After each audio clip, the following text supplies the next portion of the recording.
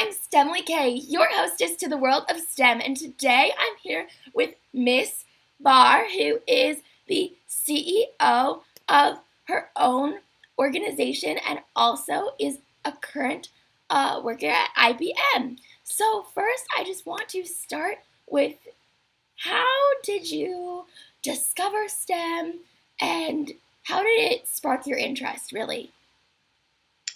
Well, so I majored in biology and English writing I studied at the University of Pittsburgh, and I wanted to go into med school initially I wanted to go into med school. It wasn't until maybe like the end of my junior year, the beginning of my senior year of college that I realized that med school just wasn't for me. So I took probably a year to figure out like what I wanted to do because I spent all my time focusing on the medical field. So I already had this idea. I was familiar with those professions. It wasn't until maybe because much like you, I started looking at all these companies like Facebook, which was very popular, and is still very popular, but very popular beginning of my college career. And I was like, well, who started these companies? All these companies were coming up, and Silicon Valley became the hot thing. And I wanted to really figure out like who were the people behind this. So then I got my creative juices flowing, and that's when I started kind of falling in love with the whole idea of entrepreneurship and my background with STEM and more specifically with technology. So going off of that, how did this interest lead you to some of the careers that you've had in your life and ultimately to the career you have today? Yeah, so I did like a full circle. I first started in like sports. I did corporate for like a big professional sports team, and then I went into banking. Then I went into finance. So I was all over the place for the corporate world, and that kind of relates to what my company does today. So I have a lot of experience in the corporate world, but then I started a company out of the blue one day. It was kind of like a side project, and I wasn't passionate about it. My first company, and this is something a lot of people don't know, but most founders don't just start a company and it blows up. Yeah. But you usually have like a company that nobody ever knows about, and it does horribly, like a horrible, there's no traction, nobody knows about it, it just doesn't work. But I think ultimately every founder falls into something that is just, they were born to do. And I feel like that's what I do with Raise the Bar. So Raise the Bar has, it's corporate diversity. I think this is important to say what my company does. It's corporate diversity and inclusion training. And our first platform is diversity and inclusion because obviously it relates so well to me. And the corporate side is because I have so much background in the corporate space, but I also wanted to focus on training because I did so much of it in my life, and it's so outdated, and it's a field and an industry that has never been touched or changed in such a long time. So I wanted to bring my innovative technology to it, and it's been going very well. So I am an IBM Global Entrepreneur, and I also just won the list for Forbes 30 Under 30 for 2018. So yeah, all of that has just led into one thing after another, and just getting this Forbes honor has really propelled a lot of things forward. So could you talk specifically about how Raise the Bar uses technology to create something that, frankly, like the world has really never seen this perspective taken on the issue of inclusion and diversity in the workplace?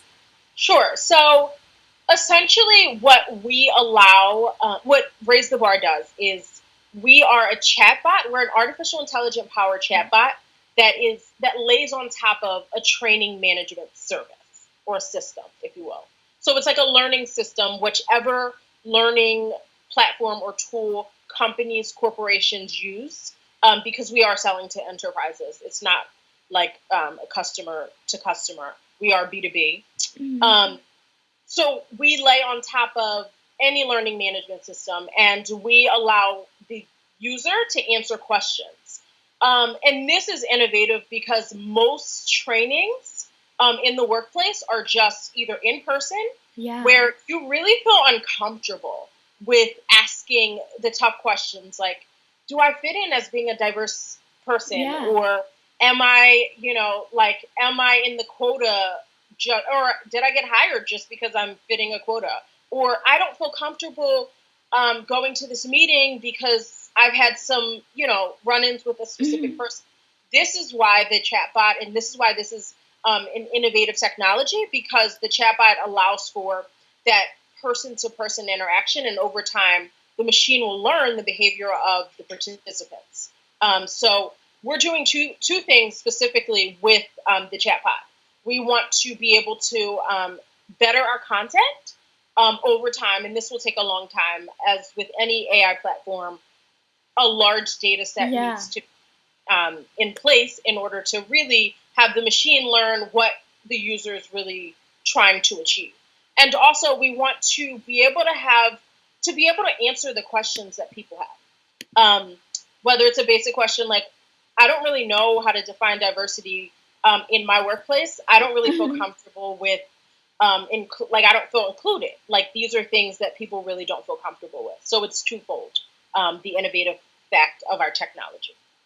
So, why do you love STEM, and how does this reflect in your daily work? Sure.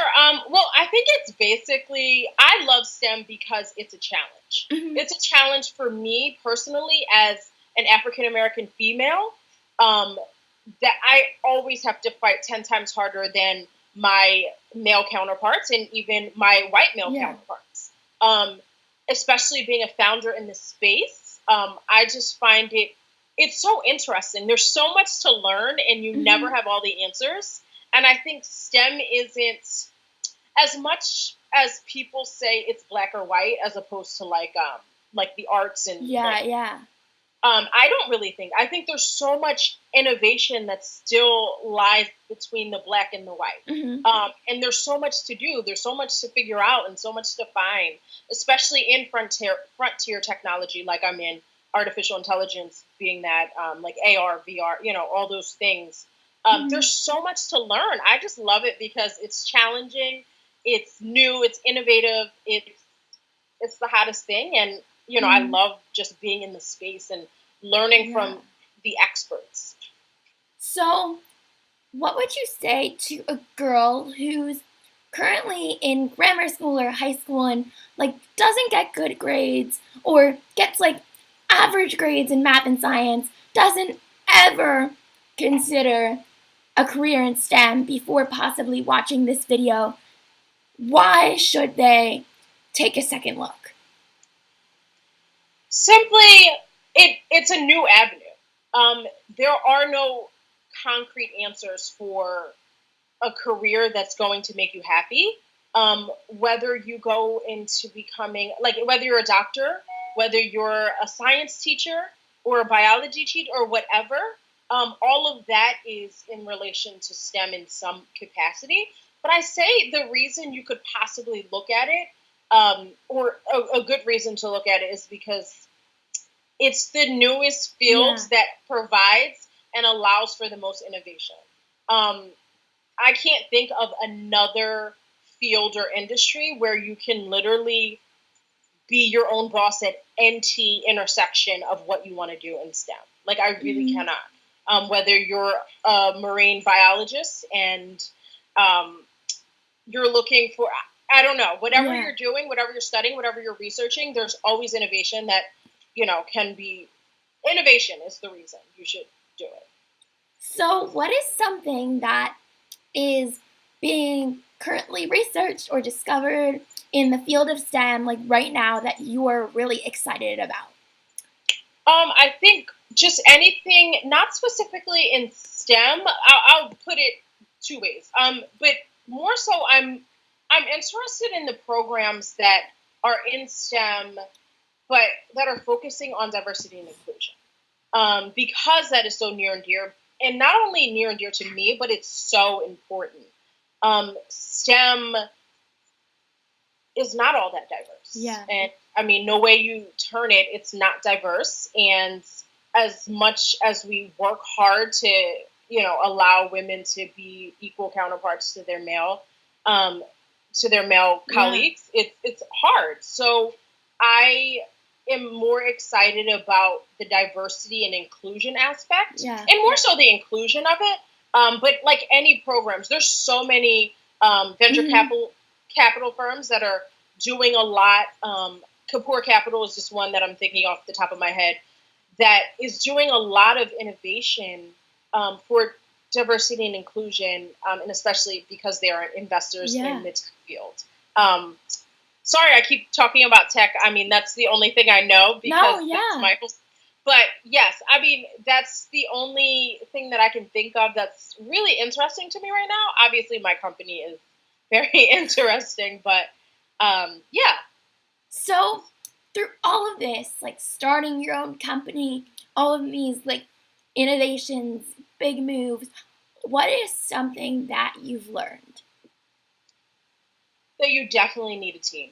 Like, you cannot do it alone. Like, I think the real turning point for my career was the moment I hired my first engineer. And I had no idea how to hire an engineer because it was just like foreign language to me. I have a technical co-founder who usually does all of it. And at the time, she was like out of the country. And we really needed to get our platform up and running, or like a beta test. So I remember just like bringing on 2 engineers at the same time. And for me, it was scary, but that propelled our business so much farther. But just having a team, that's what really gets you excited. I mean, because it's bigger than you at that moment. Is there a piece of advice specifically for young girls that now, looking back, you would have told yourself when you were their age, whatever that may be? Absolutely. Collaborate with people that are like-minded, collaborate with people that are different, because you never know what can come out of that. Say, for instance, I mean, you're obviously doing successfully well and doing so many amazing things in STEM. But say you have a friend who is an amazing writer. You never know where people are going to go. So that also leads to the network. Like, build your network very early on. Stick to it and stick firm to it. Whether, you may be sitting next to somebody who's going to be the next chief editor at the Huffington Post or something, amazing in their respective field. So just network, collaborate, try everything because you never know what is going to stick.